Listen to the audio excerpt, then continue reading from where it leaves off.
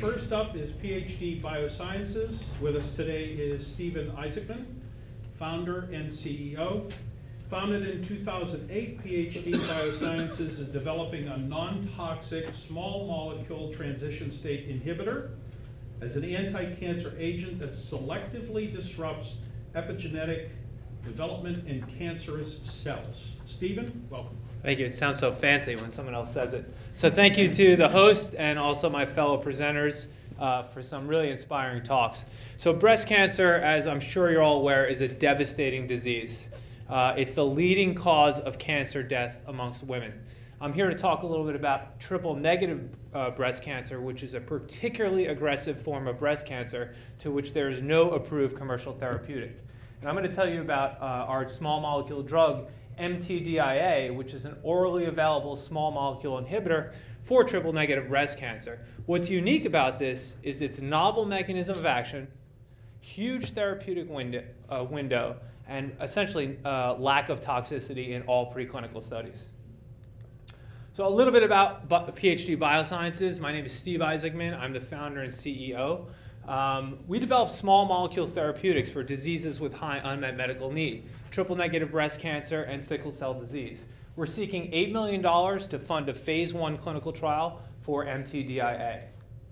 Our pipeline is de-risked by a number of non-dilutive awards. We've received 10 so far since 2010. They total around $7 million. Around $2.3 million for the mTDIA project in particular, and we have these funding agencies from NIH, the NISTAR program, the Avon Foundation for Women to thank. We're a healthy company, so we're funded through 2018 with no debt. We're cash flow positive. You can have a look at our revenue over here in terms of they're in thousands, and we're a growing company. A little bit about triple-negative breast cancer. It is a nasty, nasty disease. It has a high rate of metastasis. It occurs in predominantly younger women. Of the 230,000 cases that are diagnosed each year just in the United States, 15 to 20% of them are triple-negative. There is actually no approved therapeutic for triple-negative breast cancer. So our solution to this is we're developing a small molecule transition state inhibitor that originated in the lab of Dr. Vern Schramm, the chair of biochemistry at the Albert Einstein College of Medicine, who's considered the father of transition state chemistry. And it's a small molecule picomolar inhibitor, transition state inhibitor of an enzyme called MTAP, methylthioadenosine phosphorylase. So what's so unique about this? Well, it's non-toxic and it's orally bioavailable. It has an incredibly large therapeutic index. In preclinical studies and mouse xenografts of human cancer, we see efficacy as low as 5 milligrams per kilogram per day with once daily dosing, and no toxicity up to 600 milligrams per kilogram per day, which is a huge therapeutic index, especially in cancer oncology therapeutics. It has a completely novel mechanism of action, a novel target that's well patented and will deter other competitors from going after the same target. And it's expected to clear an IND within 12 months. And as I mentioned on the previous slide, we just recently raised the funding to clear an IND. So for all the non-scientists in the room, let me apologize for this slide, but let me just tell you a little bit about the mechanism of action. Now, one of the main differences between healthy cells and cancerous cells is that healthy cells are terminally differentiated, and they have stable epigenetic control mechanisms, while cancer cells are continuously undergoing epigenetic changes as they progress from oncogenesis to metastatic disease. And one of the common features of those methyl transfer reactions is actually the use of this metabolite here, S-adenosylmethionine, abbreviated as 8-O-MET, as the methyl donor. So our small molecule picomolar transition state inhibitor, our drug, actually causes systemic inhibition of the MTAP enzyme. Now, the sole function of the MTAP enzyme in humans is actually just to metabolize MTA. So a single dose as low as 5 mg per kilogram actually causes systemic MTAP inhibition for greater than 24 hours, causing whole body increases in methylthioadenosine and a disruption in MTA S-adenosylmethionine homeostasis. Now, while MTAP is a completely new target for any cancer therapeutic, or any therapeutic, it's disrupting biochemical pathways that are well established to be involved in tumorigenesis. So a quick summary. So altered gene expression, as I mentioned, is required for cancer progression from primary tumors to larger tumors and eventually to metastatic disease. A single dose of our drug actually causes systemic inhibition of the MTAP enzyme for longer than 24 hours, leading to whole body accumulation of methylthioadenosine to what we call therapeutic levels. And the accumulated MTA actually has anti-cancer effects by disrupting metabolism and altering epigenetic control mechanisms in tumor cells. So you might be saying to yourself, okay, if MTA is playing such a large role in this anti-cancer activity, why can't we just give patients MTA? Well, it turns out groups have tried that in the past, and they've given MTA in gram quantities to human patients, would see no deleterious side effects, but actually observed no increase in MTA levels in the blood plasma. And that's because the MTAP enzyme still remains active and simply rapidly recycles the MTA. And it's also not very bioavailable.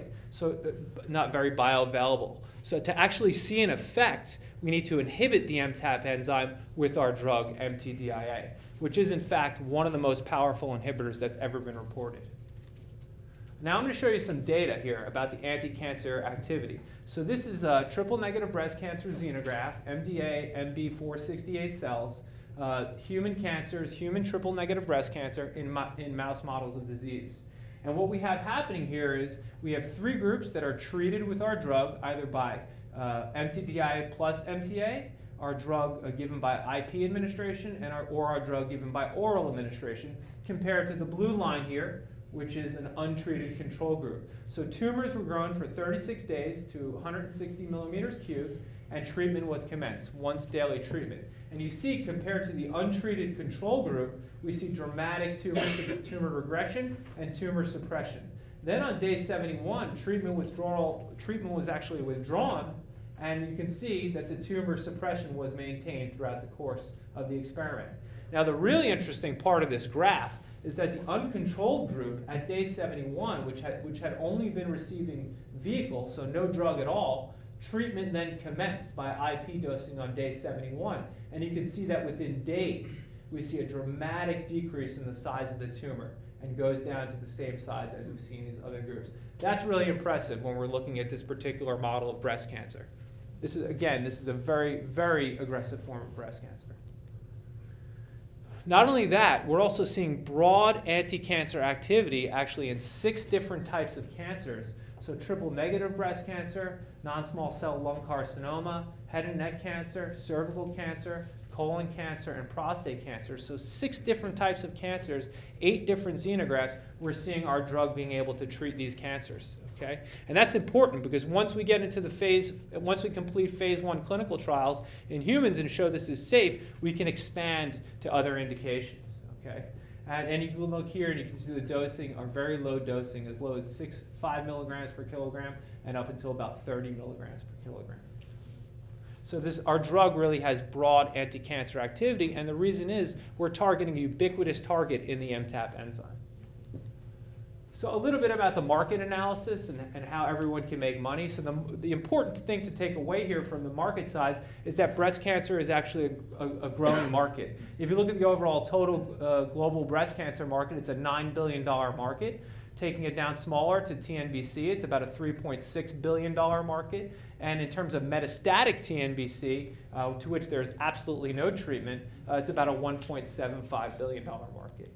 We had an independent, we contracted an independent agency, Foresight Analysis, to do some projections for us. And taking a modest treatment cost of about $50,000 a year from 1 to 5 years, looking at the market share penetration from 2 to 39%, we see some really nice opportunity here. And this has the chance, even if we just focus on the smallest market, metastatic TNBC, to be $1 billion drug by year 4. And of course, if you look at year 5, we're looking at an $8.5 billion drug if we focus on all of breast cancer, which we plan to do, expand our indications in phase 2 and 3 clinical trials. A little bit about the competitive landscape. So right now, to treat triple-negative breast cancer, it turns out that primary tumors actually respond fairly well to cytotoxic chemotherapy. However, cytotoxic chemotherapy is cytotoxic, and it has really deleterious side effects. Okay, and really it only has modest activity in metastatic breast cancer. Essentially, this is the only treatment. They hit you with a cocktail of cytotoxic chemotherapeutics and hope for the best. There are some additional therapies that are in development, the most popular being PARP inhibitors, but this is really only efficacious against a subpopulation, about 20% of all triple-negative breast cancers. mTDIA has huge advantages because it's broadly effective with low toxicity and a completely novel mechanism of action. It's protected by an extensive patent estate that covers the drug through 2030. It has broad community support in the form of non-dilutive investments from a number of different agencies, and the barrier to entry is really financial. It's just to accelerate the development of our drug. A little bit about our advisory board and the leadership team. As myself, the founder and CEO, I've been the principal investigator on 10 different awards. I have extensive experience in commercializing several products globally. We sell a number of polymers and OTC topical drug products around the world. Our advisory board consists, we also have Tom Cerrito from Stemline Therapeutics, who is involved. Stemline took the first IPO in 2013, and Tom was the #2 employee at Stemline. He was involved in bringing the drug from preclinical development all the way to clinical trials through IPO. Vern Schramm on our advisory board is the inventor of the technology. Joe Sperano is a medical oncologist who's an expert in triple-negative breast cancer. And Dr. Lyubimov is an expert in preclinical oncology and has successfully submitted 25 oncology's IND. So we have the team in place right now to take us from where we are all the way through phase 2 clinical trials. A little bit about the return on investment and where we plan to go. So we've got the cash in hand to take this through an IND, and that's what we plan to do within the next 12 months. We're looking for $8 million to fund a phase 1 clinical trial. We see a value-creating inflection point at the first sign of efficacy in the phase 1 clinical trial.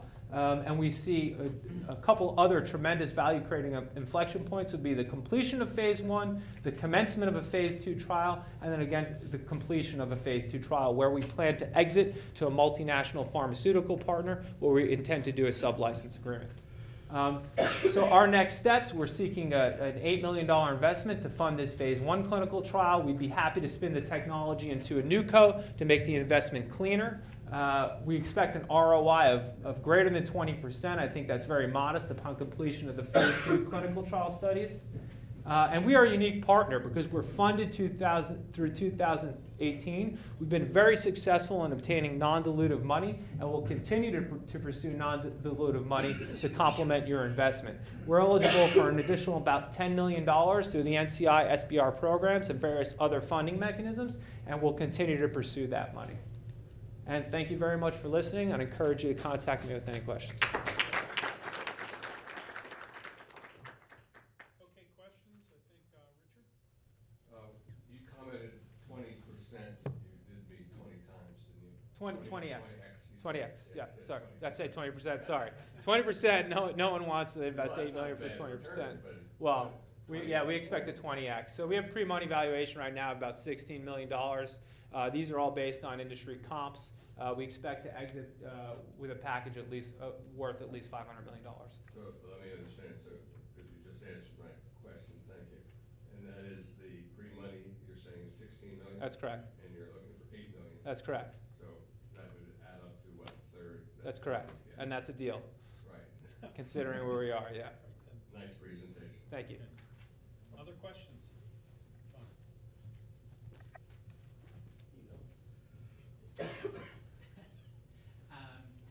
Nice presentation. I wanted to ask a little bit about your clinical development plan. So you're, presumably doing pre-IND talks, and I just like to ask what needs to be done before you file the IND, and sort of where are you in those preclinical talks? Sure. So the multi-kilogram synthesis, and in terms of the CMC, has already been developed, and the multi-kilogram synthesis is underway. So we expect to have that completed within the next few months. Really, what the 2015, the blue line is the complete GLP tox studies in mice and dogs. We have the money for it. We've designed the studies. We're going to implement those studies in July. So what data is there about long-term administration of this agent, and how long do you anticipate patients will need to be on the drug? Sure, it's a good question. So we've looked at preclinical tox studies in a non-GLP setting. So we haven't seen any signs of toxicity to date. We've done an acute dosing study, a single dose study, and acute dosing studies as high as 1,000 milligrams per kilograms per day. We do see a little bit of issues in the lungs at 1 gram per kilogram per day, which, as you know, is a huge amount of drug. But we believe that it's just that happens to be because of the solubility of the drug. It's precipitating out in the lungs and causing some damage. So conservatively, we say that at 600 mg per kilogram per day over 7 days, we see no effect. We've also done a 28-day dosing study. I believe the highest dose in that study was 450 mg per kilogram per day. Saw no effect. This is really a unique drug in that it's completely non-toxic. We also don't see cytotoxicity in culture as well, 2D or 3D culture. And just to follow up on the timing, what is the FDA requiring you to do in terms of duration of therapy for your preclinical models? And what do you anticipate asking for in the IND in terms of duration? Sure, so we're looking at doing a 28-day dosing study, and the dosing will be defined based on our non-GLP studies in rodents, and we still have to do the non-GLP study in dogs, and then we're just going to essentially find the highest tolerable dose in our phase 1 in terminal patients. Have you had any conversations with pharma yet? If you have, what are they saying? Yeah, so we've had a lot of interest from, we have interest from Swedish development groups for folks, and we've had a lot of interest from pharma. It's the standard line from pharma. It's a little too early. They want to see some human efficacy. Look, I understand, right? Cancer's been cured in mice thousands of times over. They want to see some effect in humans. Yep. Okay, thanks. Other questions? Yeah, Oh. good, yeah. Well, I kind of had two. I mean, the first one is a simple one, probably. When you talked about efficacy at 5 mg per kg, but then the data you showed for the xenograft models are all, 4x greater than that. Sure. So a lot of this data came from, so we acquired the package. So PhD has the exclusive rights to the technology, which came out of the Schramm lab. Much of these xenografts were done in the Schramm lab based on funding and mouse availability, essentially. So a lot of this was done also based on making sure that there was adequate drug in the system to inhibit MTAP systemically. We do see systemic MTAP inhibition as low as 5 mg per kilogram. And one thing I didn't mention, which I had on here, we recently just demonstrated efficacy in a more aggressive model, MDA MB231 tumors, triple negative tumors in rats. So now we have efficacy in 2 different species, which I think adds a lot of value to the program.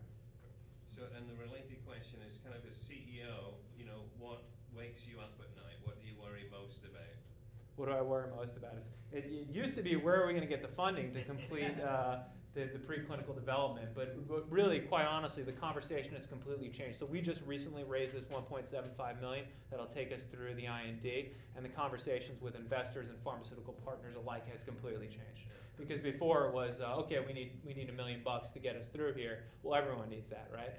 But now we're looking for a partner for a clinical development of this drug, and I think it changes everything. Because you're going to see signs of signals of efficacy within months of starting a trial, right? Did you comment on the cost of treatment? Sure. So right now we're looking at, we expect dosing to be cheaper than $25 per gram. The synthesis is well worked out. It's not too many steps.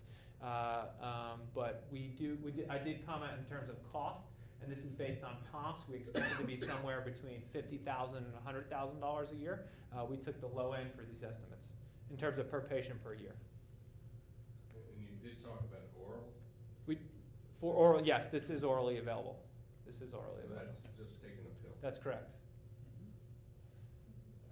Is there anything else like that out there? There's not. So I mean, they're orally available anti-cancer therapeutics, but there's nothing specific for triple negative breast cancer. And we expect this to be able to treat actually a number of different orphan cancers as well. We're actually currently looking at liquid tumors and other solid tumors in ultra-orphan. We do have the opportunity to pivot if we find an ultra-orphan that's a more appealing indication to pursue for our investors, because then you have the option to generate more useful efficacy data during a phase 1 trial. Yeah, John? Yeah, so you partially answered. I was going to ask about development plans for other tumors. So you mentioned orphan status, which I assume is one of the reasons you're going after triple negative. Is that correct? Yeah, we did just a competitive analysis of the funding landscape to see where it would be easiest for us to get non-dilutive funding, and that's why one of the reasons we chose triple negative, and also because there's such a high unmet medical need. so in terms of your, exit scenarios, would you anticipate selling the, breast cancer indication and continuing to develop other indications? Do you think you might sell off another indication? I think that's a conversation we'd have with our investment partners, but we'd be open to either selling the whole thing for all anti-cancer indications or actually carving it up. It depends on what the revenue models will look like at that point and what the value of the company would be at that point. But I think there, simultaneously now we're actually looking at various models, CDX and PDX models, to look at other blood cancers and other ultra-orphan indications. Because I think if we can generate some convincing data for an ultra-orphan like a pediatric bone cancer or a pediatric brain cancer, it really has the opportunity to fast track this not only in the eyes of the FDA, but to generate incredibly useful data, and it will really accelerate our time to commercialization of the therapeutic. And then we could always look at the bigger indications later on. I mean, a lot of the pharma companies want to say, okay, where's the market and where's the biggest indication? Where are we going to get the biggest bang for our buck? But as a small company, we say, okay, how can we get this through the clinic quickly and reach value-creating inflection points for investors and for potential partners?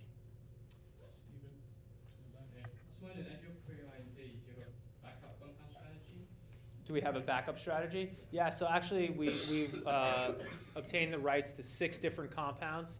So it's a library of 6 different compounds. Actually, interestingly enough, this drug MTDIA is not the most powerful inhibitor. This is an 86 picomolar inhibitor, which is, if anyone knows anything about enzyme biology, that's incredibly impressive. I wish I can take credit for it, but Vern Schramm invented it. We do have other inhibitors that are sulfur-free and other inhibitors that are more potent inhibitors than this one as well. Time for one more, perhaps? All right, let's thank Stephen. Thank you.